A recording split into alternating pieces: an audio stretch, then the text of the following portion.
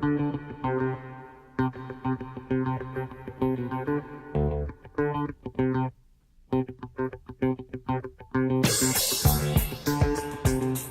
Orson, 2014 legislative agenda.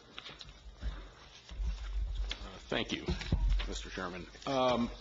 You had asked me to look at some ideas for a legislative agenda based on what we had done previously, or the previous boards had done. And one of the things we did was to look at something that was more pared down and hopefully more obtainable. I think if you look at the history of legislative agendas, it's been broad, multiple topics on there, and often stated in the context of what we don't want the legislature to do, which has not necessarily been a successful strategy. So one of the things we tried to do was to draw from those previous iterations and look at an agenda that was more simplified, not to say that there isn't room for discussion around any of these, and I understand that, but that was within sort of the wheelhouse of things that have been most topical. For example, the first thing being funding of quality basic education, and we know, as we know in every school system, that it has not been fully funded for some extended period of time, and that has a direct impact and puts us in alignment with other school systems in terms of the need for us to be able to fulfill our mission as educational entities. The other items, and there's only 5 on this list, there's a typo in here in which 2 things were reproduced on here, but about instructional and expenditure control and giving us flexibility, which has been the state mandate, the state mantra anyway, about increased flexibility. I think ensuring that we have that flexibility is consistent where state policy has gone. And others relate to our ability to control our own budget. You know, we have unfortunately had to have what is Dr. Wordsmith called workforce reduction days, not furlough days, but you know, we are moving in a direction of restoring those, but systems have needed to have that flexibility, quite frankly, given the adverse economic conditions we've had. And hopefully those days are behind us and we're moving around towards that, away from that. The other 2 items on here, one has been about the compulsory school attendance age. Students in Georgia now can leave school at 16. There's been ongoing debate about the impact that has on graduation rates and about the longer time they stay in school, the more success we will have. We know that that's only one small issue, as the superintendent well knows, with his Bridge initiative about increasing our graduation rates, that's not the magical elixir for solving the problem, but just one small factor. And then the last issue, and I know that Mr. Coleman has raised an issue, and I want to respect his question about that, has been about school vouchers and tax credit initiatives. And I included this, and this is obviously ultimately a legislative agenda for the entire board, because it is a consistent position of school boards that I think differs from position where we stand on things like charter schools. I mean, charter schools are public schools. The tax vouchers and school vouchers and tax credits are a debate. I understand the debate about whether money moves from the public school system into non-public schools. And the difference in the tasks of public schools is they basically, even when they're charters to a certain extent, have to take all comers, and private schools do not.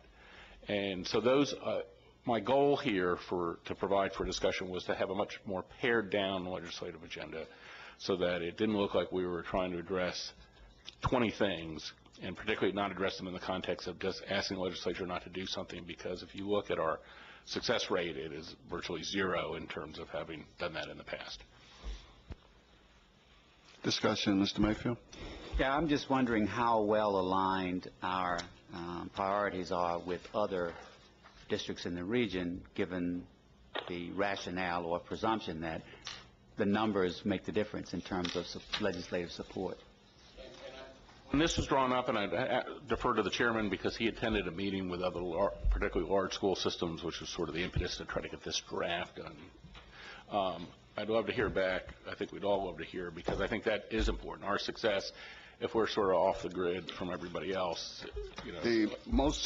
The most consistent item on here would be the adequate funding of quality education, the QBE. That's the most consistent one, and the first one discussed in a meeting that was held among all the superintendents in the metro area and board chairs. funding was the number one problem, Mr. Ramsey. Uh, and certainly one item relative to that was the equal amount of money that DeKalb County pours into that pool of money.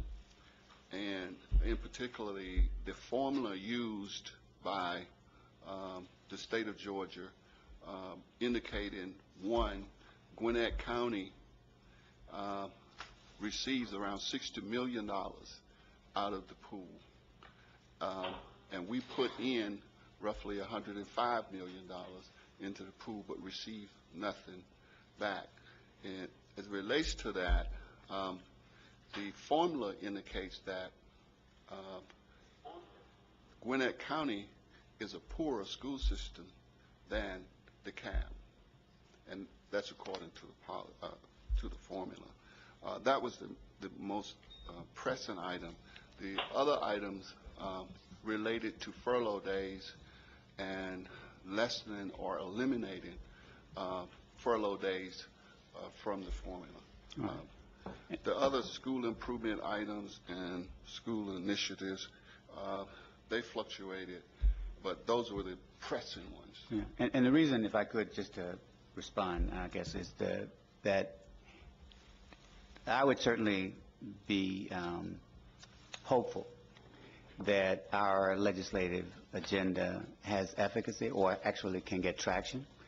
And so in those areas where we have any assessment of the likelihood of success or failure, that we can better manage our lobbying dollars, if you will, to sort of get at those things that are important to us, that we have a reasonable chance of success, and that while these other items may be important to us, if we cannot make a determination, especially when we're collaborating with others in the metropolitan area, that we can sort of galvanize a critical mass, that maybe we would sort of make those lower on the priority in terms of expending resources. Can I address, because that was one of the reasons, so I don't know that the chairman and I diverge, but one of the things that is not on this list is about the $5 million contribution that you make in the equalization formula.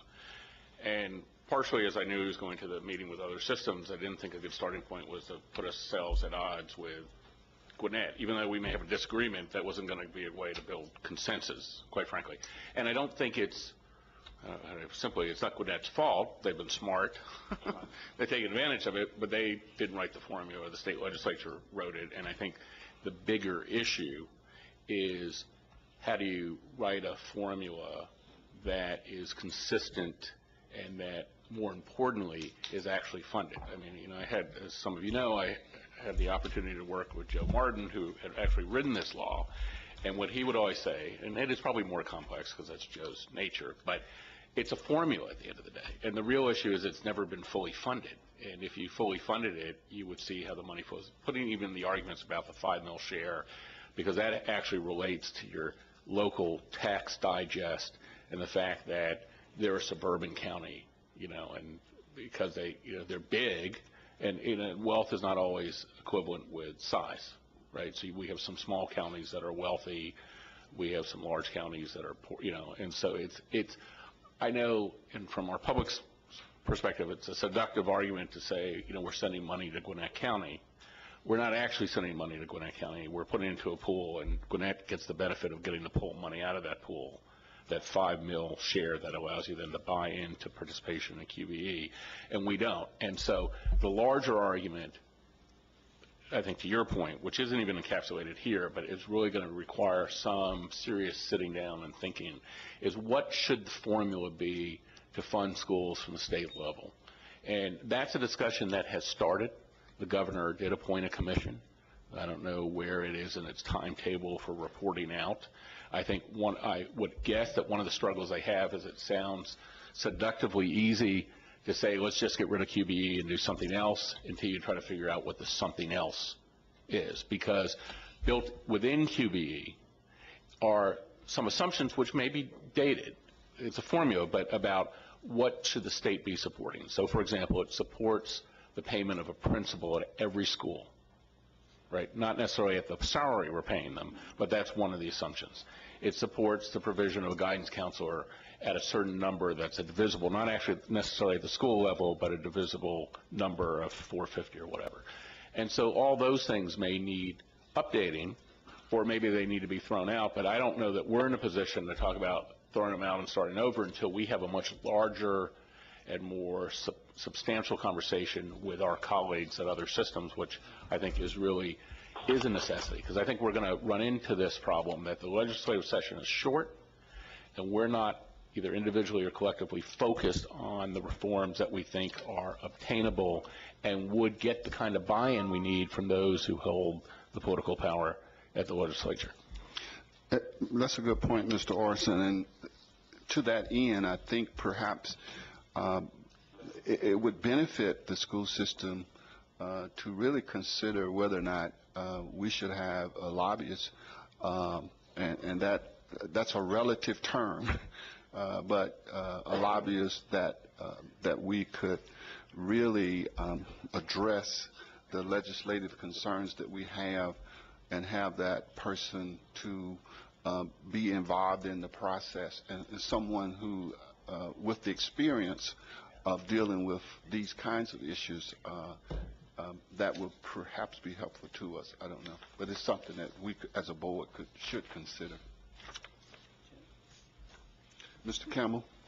Mr. Orson, when we talk about the compulsory school-age attendance, 16 to 17, is that state? And when we talk about going from 16 to 17, is the state's legal age 16? So this would be across the state, not just in the district, right? Okay. Because I don't know that we can set standards like the state. Okay. The state establishes compulsory education. Thanks.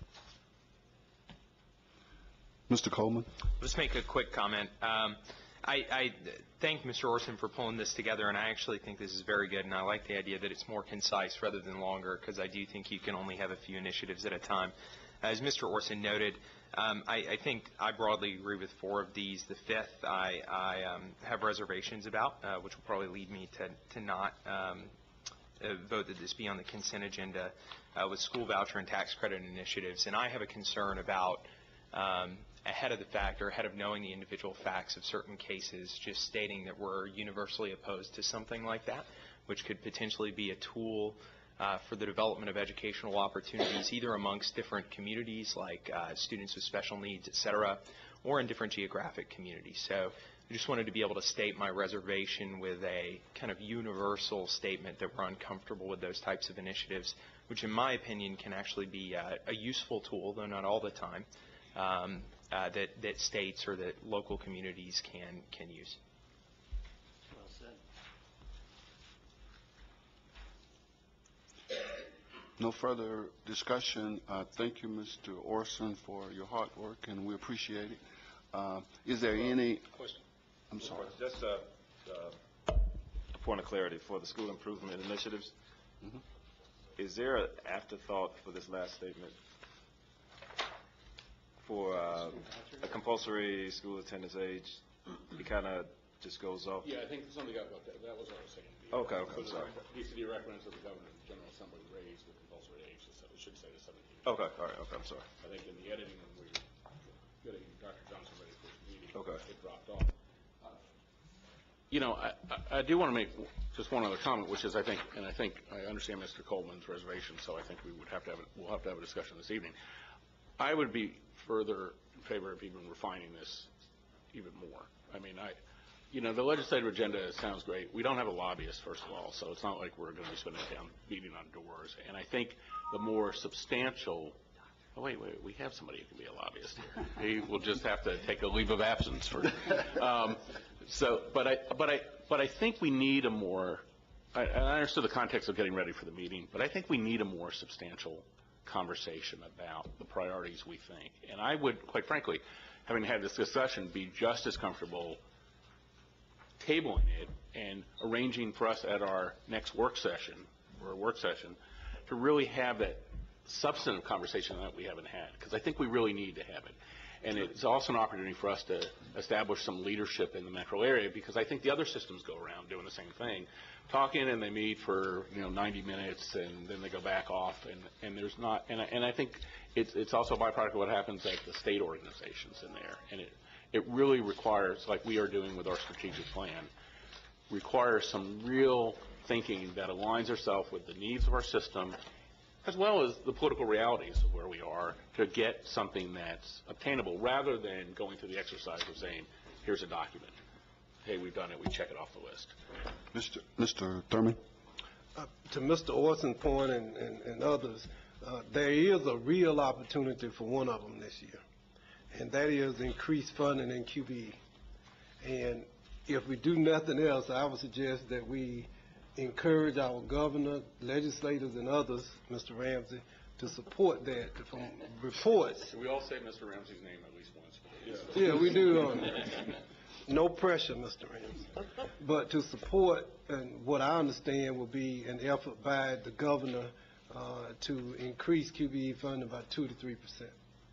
And that would be significant. We get, what, about $300 million or so from the state allocation. Yeah, so we're looking at maybe $6 million for us, 6 to 9. So one thing we can do, and I think you're right, I always used to call it when I was there, you had to get in the jet stream. Because very few people independently move anything through the General Assembly. The jet stream is an election year. Politicians like to do good things for education during election years. There's more money this year, and there's a real opportunity for increased funding in QBE. So if the board might want to do anything, a letter or a statement to our delegation, to the governor and others supporting that effort, and I think you got a real opportunity to have a positive outcome. Okay, here in, I just have one comment. yes, Dr. Urban, I'm sorry. And this is probably more so to our re-elected chairman. With these in-depth discussions, can we start to look at some dates for our retreat so we can have these discussions? Sure. Margaret, would you work on that for us, please, ma'am? Now, Mr. Orson, am I hearing you correctly? And I heard what Mr. Thurman is saying. And if I had to glean from both of the conversations, I would say that right now the board could take from this list the adequate funding comments made by Mr. Thurman, asking the governor to increase the QBE amount, and we actually make that a part of our consent agenda and make it official that we are making that recommendation. And then we table all the others for further discussion next month. Or whenever the retreat, whenever the thing that's timely now is the funding, and the thing we all agree on is the funding, and the thing that is the fair and I think also the politically opportune time is the funding. So I think I'm fine with that. And I think. And I guess my only question to that, or hopefully we can add, but tell me if it's appropriate or not, if you could, whether or not we need to have an effort, an effort that we can see, defined effort, to actually collaborate with other stakeholders in the metro area to actually put some momentum, I guess, to be proactive in this regard. In essence, that has been done. Okay. And there is a letter by the Georgia School Boards Association. They have written the governor a letter, and I will ask Margaret if she would share a copy of that letter. Just make copies of the letter and distribute it to all board members, as well as comments from a standpoint we can receive copies of each list of agenda items from, legislative concerns from each of the metropolitan school systems. So, Margaret, if you would get those two lists of items and distribute to the board sometime today, it would be appreciated. So if I'm hearing and repeating what I've just stated, we will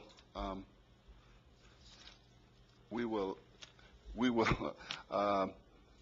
place on the consent agenda the adequate funding recommendation made, and we will table the other parts to be discussed at our retreat. Okay. All in favor? You don't want to vote. You don't want to vote. All right, I just want, okay. General consent. All right, so that will be placed on the consent agenda. Okay.